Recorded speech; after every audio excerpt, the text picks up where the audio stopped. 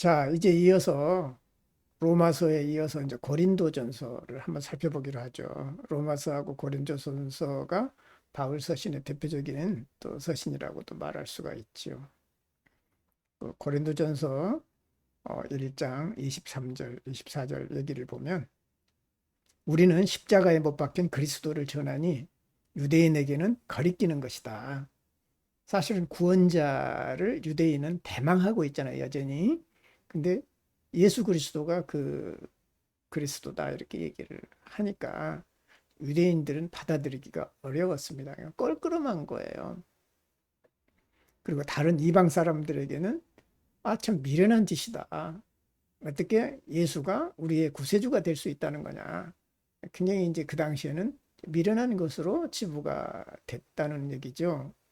그럼에도 불구하고 부르심을 받은 사람들에게는 그 사람이 유대인이나 헬라인이나 이방인이나 할 것 없이 예수 그리스도가 하나님의 능력이요 하나님의 지혜로 나타나신 분이다라는 것을 알게 될 거다.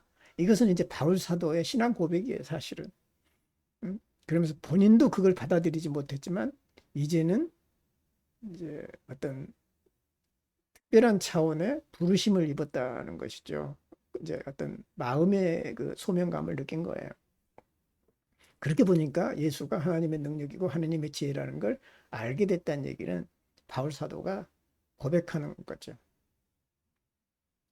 그래서 오히려 여기 보시면은 그리스도는 주로 인류의 어리석음과 어둠을 밝히기 위해서 아버지에게서 나온 빛의 수호자였다. 하나님의 능력이고 하나님의 지혜라고 하는 것은 하나님으로부터 나온 이제 그 지혜의 빛이라는 것이죠. 빛과 어둠의 얘기를 하는 거예요. 그래서 바울은 초월적인 그리스도의 모습을 당대의 사고방식에 근거하여 빛과 어둠의 대조적인 모습으로 얘기를 했습니다. 그리스도를 드러내기 위해서 지금 시대가 어둠의 시대라면 그 어둠을 밝혀주는 이제 그런 의도로 빛을 얘기했는데 본인의 의도하고는 달리 마치 빛과 어둠을 대조시켜서 현세는 악하고 이제 새로운 세대로 대치돼야 된다라든가 또 빛은 천사고 어둠은 악마고 하는 이제 이원론적인 사고를 낳는 결과도 초래해 버렸어요. 그러니까 이제 이런 부분들이 영지주의의 명암이죠. 밝은 면과 어두운 면인 거예요. 오늘날 우리 교회도 그러잖아요. 어떤 이제 빛과 어둠을 공존해서 보는 것이 아니라 상호 보완적인 차원에서 보는 것이 아니라 뭐 사탄과 뭐 천사 이런 식으로 대조적인 천국과 지옥 대조적인 것으로 해서 마치 이 세상을 죄악시 여겨버리는 그러면서도 또 이 세상을 사랑하라고 하는 이중적인 이제 혼란에 빠져버린다는 것이죠. 그래서 현대인에게 이렇게 빛과 어둠의 대조적인 비유는 오히려 역효과를 낳아버렸다는 것이지요. 그래서 그것은 어둠과 빛의 대립을 심화시켰고 어떤 분은 이것이냐 저것이냐라고 하는 양자택일 이론에 빠져버리게 만드는 이원론에 빠져버리게 만드는 결과도 나왔다는 것이죠. 그래서 빛과 어둠을 나눠버리는 영지주의의 이원론적인 측면은 사실은 기독교 정신하고 안 맞아요. 왜냐하면 기독교 정신은 원수까지도 사랑하라. 이게 기독교 정신이거든요. 그 원수라고 하는 것은 어둠을 사랑하라는 것이거든요. 어둠까지도. 근데 말은 어둠까지도 사랑하라고 하면서도 빛과 어둠을 계속 나눠요. 선과 악을 계속 나눈다는 것이죠. 그러니까 오히려 기독교 정신하고는 안 맞는 결과를 초래해 버렸다는 것이죠.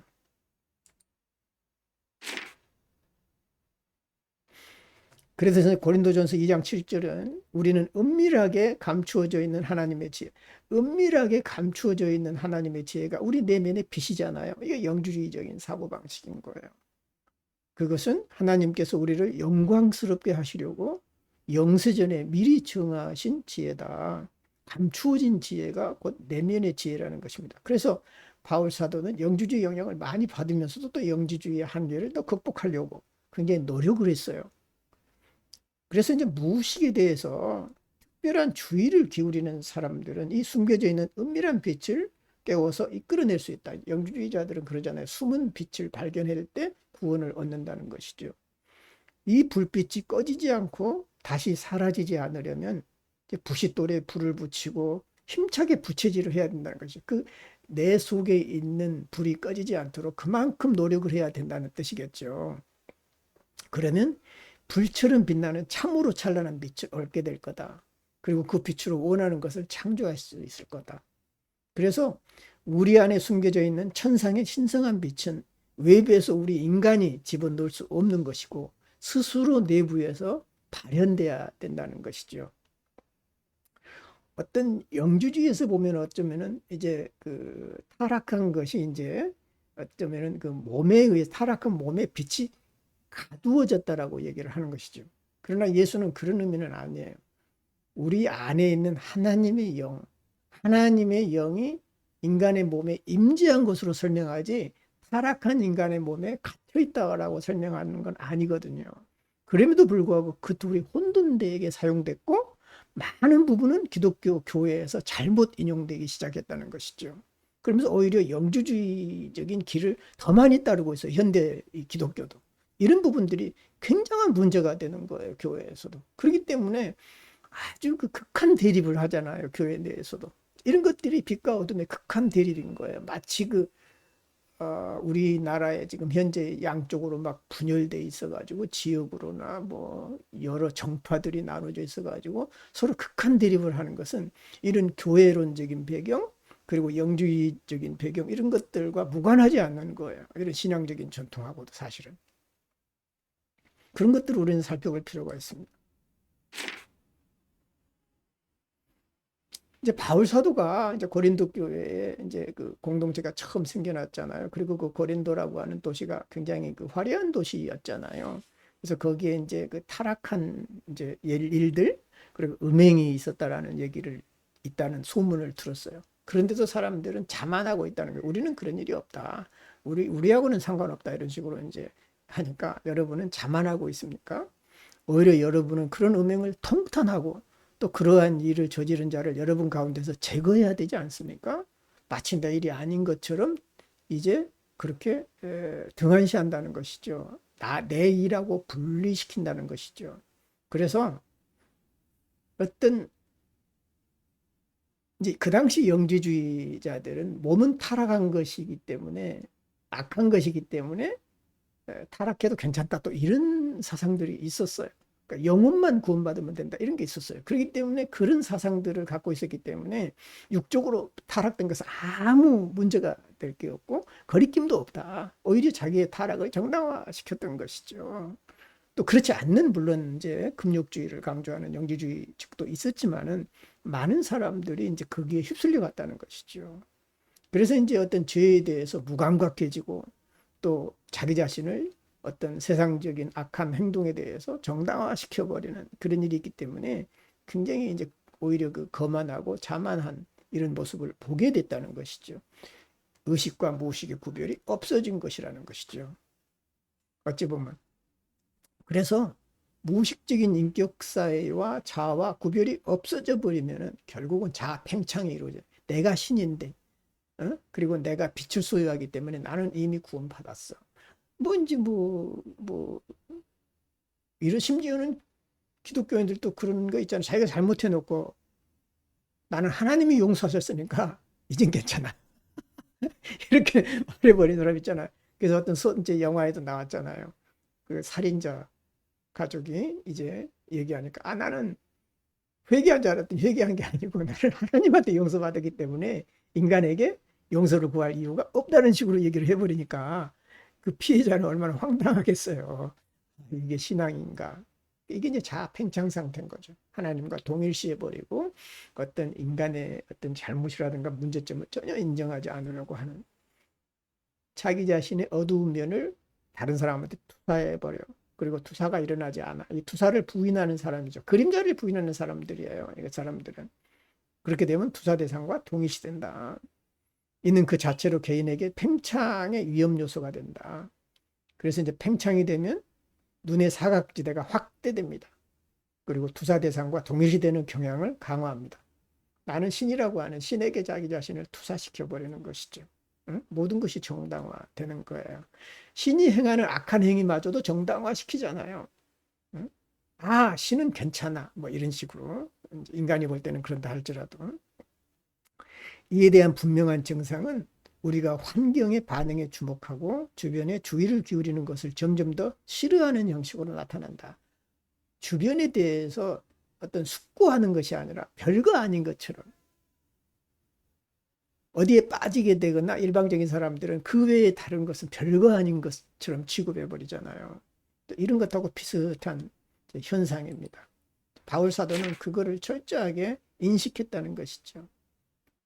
그래서 이제 고린도전서 10장 4절에 보면 이스라엘의 조상들은 모두 함께 똑같은 신령한 물을 마셨다는 것이죠. 그 신령한 물은 무엇이냐? 이스라엘 사람들이 그 이집트를 탈출해 가지고 광야에서 물이 없을 때 바위를 치니까 그 바위에서 나온 물을 마셨잖아요. 그 물이 신성한 물이라는 것이고 그 바위가 예수 그리스도고 바로 그 물이 생명수고 그 물로 인해서 모두가 생명을 공유하게 됐다. 예수 그리스도로 말미암아 바위이신 예수 그리스도로 말미암아 그 물을 생명수를 공유하게 됐으니 우리는 한 형제다. 이런 식으로 얘기를 하는 것이죠. 신성한 바위, 돌이죠, 락비스. 이게 이제 어떤 이제 그 연금술 전통하고 이어지는 거예요. 신성한 물이 신성한 바위고 또 신성한 바위가 그리스도인 거예요. 새 반석의 불변성이라는 이미지는 반석, 즉 돌인 그리스도와 평행을 이루는 것으로 사용되는 철학적 연금술의 중심 개념인 라피스와 매우 유사한 개념이라는 것입니다. 그래서 한 연금술 텍스트는 이렇게 얘기를 하죠. 모세의 지팡이로 3번 쳐서 물이 자유롭게 흐르게 한 반석이다. 또 다른 연금술 문헌에서는 바위에서 나온 물이 바로 연금술에서의 그 보편적인 용매에 해당되고 그것은 영구적인 물에 해당이 된다는 것이죠. 일종의 그 메리쿠리스에 해당이 되는 거예요.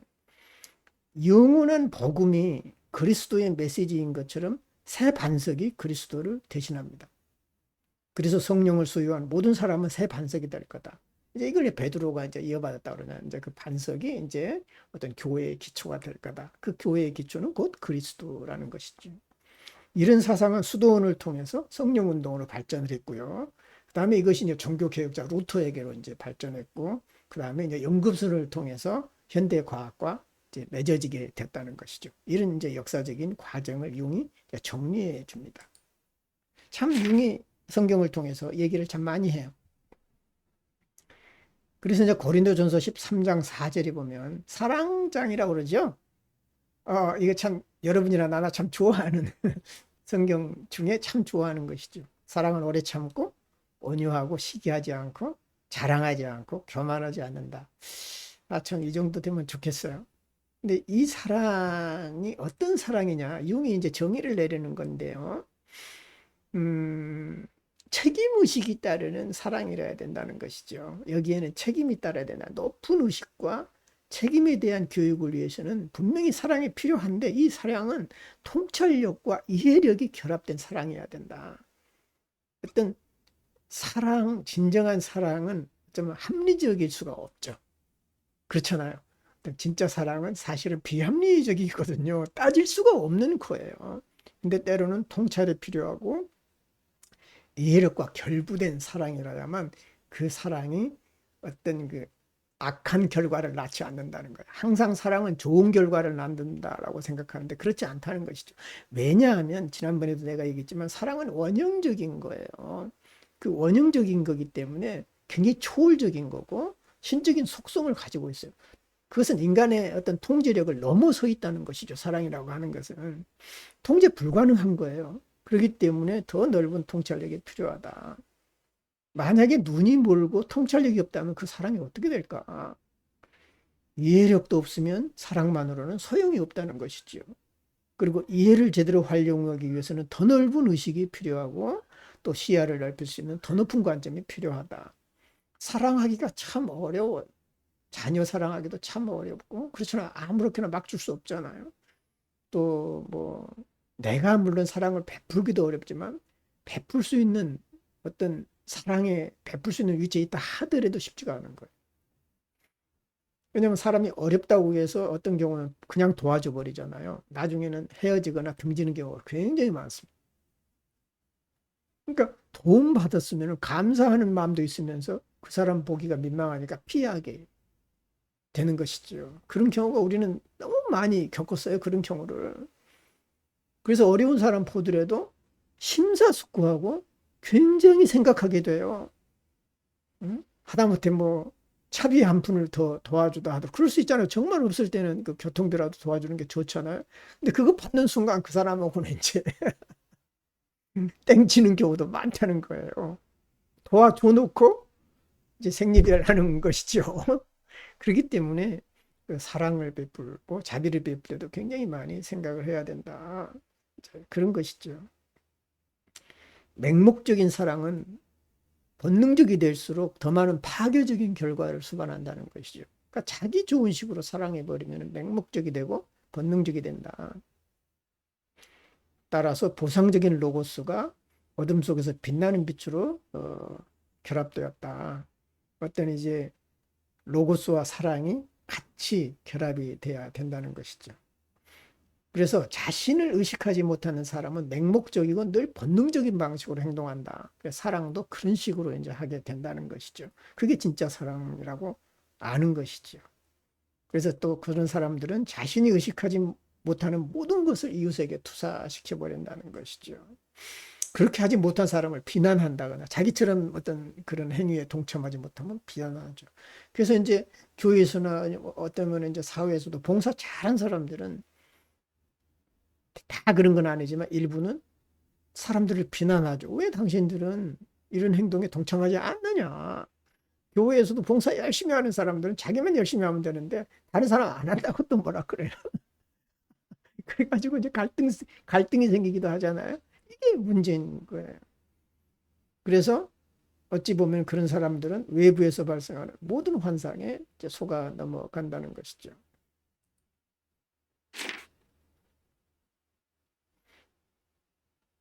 고린도전서 15장 22절에 보면 아담 안에서 모든 사람이 죽는 것과 같이 그리스도 안에서 모든 사람이 삶을 얻을 거다. 첫 번째 아담과 두 번째 아담 얘기를 계속해서 얘기를 합니다. 첫 번째 아담은 생명을 얻은 최초의 인간이에요. 어쩌면 온전한 인간이라고 할 수 있죠. 두 번째 아담은 모든 사람들에게 생명을 부여하는, 첫 번째 아담의 생명을 받은 존재라면 두 번째 아담은 생명을 주는 존재로 바뀐다는 것이죠. 우리의 그 개성화 과정도 그런 것 같아요. 어떤 처음에 생명을 받았다면 이제 개성화의 과정에서 그 생명을 공유하고 주는 사람으로 바뀌는 이제 이런 과정이 진정한 변화다. 그래서 종말이 오면 시간의 끝에서 모든 것이 완전한 상태로 회복이 될 거다. 우리는 이제 구원받는다라는 것을 죽지 않고 영원히 사는 걸로 아는데 처음에 태어났던 그 온전한 상태를 회복하는 것이라고 그랬잖아요. 우리가 받은 것을 회복하는 게 곧 구원이다.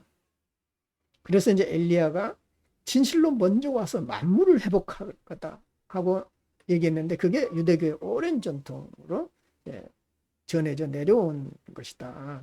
그런 것이죠. 그래서 이제 첫 번째 아담은 생명이 되었고 마지막 아담은 살려주는 영이 되었다. 이제 생명을 받아서 살아있는 영이 되는 게 첫 번째 아담이고 두 번째 아담은 그리스도는 생명을 주는 이제 존재가 돼버린 것이죠. 어쩌면 우리 개성화 과정이 바로 그런 과정을 보여주는 것 같아요. 우리가 생명을 받았다가 나중에 생명을 주는 존재로 바뀌는. 그래서 흑암은 하와의 죄에서 온다. 이브의 죄로부터 이제 죄에서부터 이제 흑암이 이제 온다는 것이죠. 그 흑암의 죄에서 이제 온다는 것이죠. 그래서 아가서의 술람미 여인과 그 이브 땅을 대변한 것이죠. 하와는 항상 한 형상으로 오염되어 있습니다. 이제 죄로 인해서 이제 땅이 오염되어 있다는 것이죠. 그래서 그녀는 자신 안에 첫 번째 아담을 품고 있는 동시에 두 번째 아담, 즉 타락하기 전의 아담을 기다리고 있다. 그 이브는 두 아담을 같이 소유한다는 거예요. 첫 번째 아담을 품고 있으면서 두 번째 아담을 기다리고 있다. 참 놀라운 해석이에요. 그러니까 이브 속에는 두 아담이 있는데 이것은 융심리학적으로 말하면 이제 두 유형의 아니무스로 볼 수도 있겠지요. 어쩌면은 생명을 받는 아니무스와 생명을 주는 아니무스로 이제 구별할 수도 있을 테고요. 또 이제 타락한 아니무스로 볼 수 있고 또 타락하기 이전과 이후의 아니무스로 볼 수도 있을 테고요. 그래서 첫 번째 아담은 이후의 연인이자 신랑이죠. 그리고 완벽한 최초 인간 안트로포스. 그리고 또 그녀는 두 번째 아담을 통해서 흑암에서 해방되기를 희망한 거죠. 흑암에서 해방시키는 것은 두 번째 아담이고 결국은 두 번째 아담인 예수 그리스도라는 것이죠. 또 첫 번째 아담과 두 번째 아담을 계속해서 얘기를 합니다. 첫 사람은 땅에서 났으니 흙에 속한 자다. 둘째 사람은 하늘에서 나으셨으니 영적인 존재다라는 것이죠. 어찌 보면 이것도 이제 이원론적인 사고방식에서 나올 수가 있어요. 아니마 합리주의라는 말이 있는데 이거는 우리가 보통 안 들은 용어예요. 아니마와 합리주의는 서로 대조적인 거잖아요. 어찌 보면 아니마는 굉장히 감성적이잖아요. 그러니까 남성의 어떤 감성적인 측면, 여성적인 영혼을 얘기할 때 아니마라는 걸 쓰는데 합리주의란 말을 아니마에 붙인 경우는 나도 처음 봤어요. 근데 여기에 융이 이런 용어를 사용을 해요. 그러니까 어찌 보면은 성 아우구스티누스는 그리스도이신 하나님의 형상과 하나님을 닮아가는 인간에게 심어진 형상을 구별한다. 그리스도께서 가지고 계신 하나님의 형상은 하나님으로부터 왔지만 하나님 그 자신이라면 우리 인간에게 주어진 하나님의 형상은 하나님께로부터 부여받은 거라는 것에 좀 차이가 있어요. 그래서 하나님의 형상이라고 하는 것은 육신의 인간에게 속한 것이 아니라 인간을 동물과 구별짓는 아니마 합리주의에 있다. 참 어려운 얘기를 융이 했어요. 어떤 인간을 동물과 구별짓는다. 어쩌면 동물적인 속성과 어떤 신의 형상을 부여받은 인간이라고 하는 것은 상당한 어떤 질적인 차이가 있는데 그것을 구별하게 해주는 것이 곧 아니마 합리주의라는 것이죠. 그 두 개를 구별할 수 있게 해주는 거지. 그래서 아니마 레셔널리스라고 하는 이제 이런 용어를 융이 했어요. 직접 사용을 했어요. 그러면서 지성이 있는 곳에, 마음이 있는 곳에, 진리를 조사하는 능력이 있는 곳에 하나님의 형상이 있다. 그러니까 마음이 따라가고 지성이 있고 진리가 따라가는 곳에는 하나님의 형상이 있는데 결국은 그것을 구별하는 능력은 아니마 합리주의에 있다는 것이죠. 타락 이전의 아담과 같이 그리스도는 하나님의 형상의 화신이다. 하나님의 형상의 인간으로 육화된 거다. 이제 그런 뜻이죠.